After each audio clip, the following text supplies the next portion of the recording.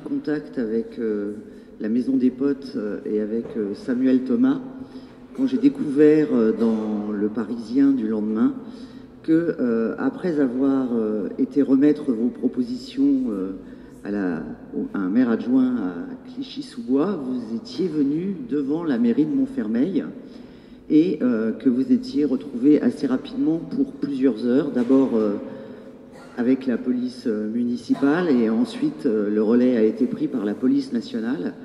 Et c'est quand même la marque... Enfin, ça fait 25 ans que je vis dans cette ville et en même temps, on est toujours complètement scotché de voir jusqu'où va la politique de ce maire, sa manière d'être autocratique qui fait partie de sa marque de fabrique. Donc, je vais vous parler brièvement de Xavier Lemoine, Dr Jekyll et Mr Hyde, puisque nous sommes une commune presque normale de Seine-Saint-Denis, 25 000 habitants, et pourtant Xavier Lemoine est vice-président du parti chrétien-démocrate, le parti de Christine Boutin. Ça commence à donner une petite perspective. Il était le porte-parole de Jean-François Poisson aux primaires de la droite. Et c'est surtout un acteur très actif de la recomposition politique à l'extrême droite, ultralibérale, ultra-conservatrice, avec les forces de droite extrême et les forces... alors bon, les Républicains sont à droite, mais dans cette perspective-là, ils sont plus ou moins très très à droite. Donc c'est un catholique intégriste qui non seulement donc est un acteur de cette recomposition politique à l'extrême droite, mais qui met en pratique dans notre ville ses croyances et ses valeurs intégristes et d'extrême droite. J'en veux pour preuve, pour commencer rapidement, en matière d'éducation. Nous avons payé avec nos impôts locaux 1,250 000 euros, enfin 1 250 000 euros pour les fondations d'une école privée, le cours Alexandre Dumas, dont malheureusement on entend beaucoup parler dans la presse, avec Espérance Banlieue. Cette école privée hors contrat s'est donc installée et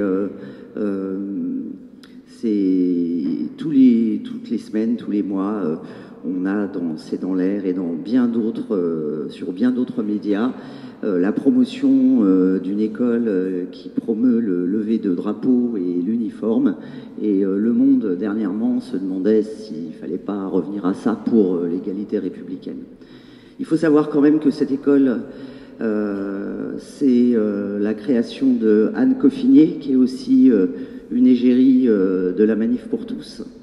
Et pendant ce temps-là, le maire a refusé de mettre en œuvre les temps d'activité périscolaire pour les enfants de Montfermeil qui fréquentent l'école publique, jugeant que c'était beaucoup trop cher.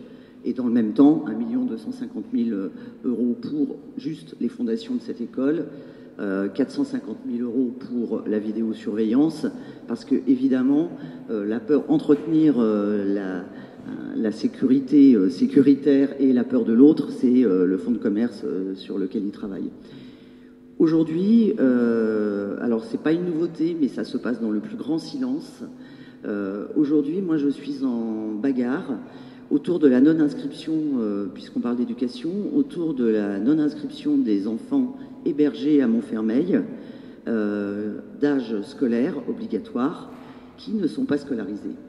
C'est très difficile d'avoir des informations, puisque on leur demande une douzaine de papiers pour inscrire les enfants quand il en faut 2 officiellement. Les parents doivent passer par les affaires générales de la mairie, qui ne leur délivre jamais un certificat d'hébergement légalisé, donc ça n'existe pas, le certificat d'hébergement légalisé. Et ils ne peuvent pas être inscrits à l'école primaire. Il y a le cas d'une petite fille qui devrait être en cours préparatoire depuis le mois de septembre, qui n'y est pas. J'ai réussi à faire rentrer à l'école 2 enfants qui, depuis 5 mois, continuaient à aller à l'école à 40 km de chez eux, à côté de Disneyland, puisque leur papa a déménagé au mois d'octobre. Ils sont rentrés à l'école de leur quartier à l'issue des vacances de février. Et des cas comme ça, il y en a beaucoup. La difficulté, c'est qu'on ne les connaît pas. On ne les connaît pas parce que les parents sont seuls. Quand ils sont affrontés à la mairie, qui ne leur répond jamais. Donc pendant des mois et des mois, ils viennent. Et alors, la Maison des Potes n'aura pas été la seule à se retrouver devant les forces de l'ordre, puisqu'il y a 10 jours, 2 mères de famille qui revenaient pour la 10e fois au service des affaires générales. Eh bien, le service des affaires générales a appelé la police nationale.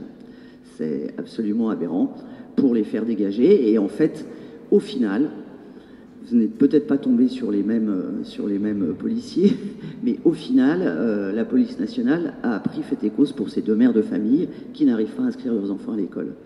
Donc, qu'est-ce que je peux faire? Je ne suis pas toute seule, heureusement. J'ai écrit au préfet à la fin de la semaine dernière. Je lui demande un rendez-vous de toute urgence. J'ai aussi écrit au défenseur des droits et je suis tout à fait ravi d'être à votre côté.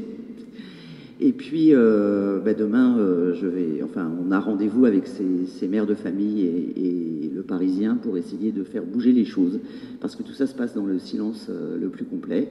C'est pareil pour les certificats d'hébergement provisoire.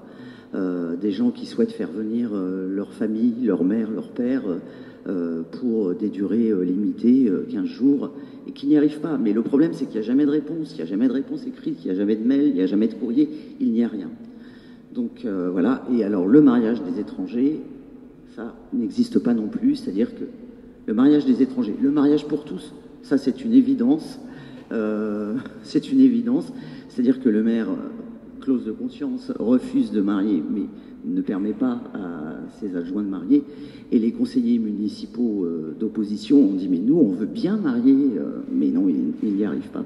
Donc voilà un petit aperçu des travaux du maire de Montfermeil, extrêmement souriant, empreint de charité chrétienne et de vérité, sauf que ça ne s'applique qu'à ses propres ouailles, si j'ose dire.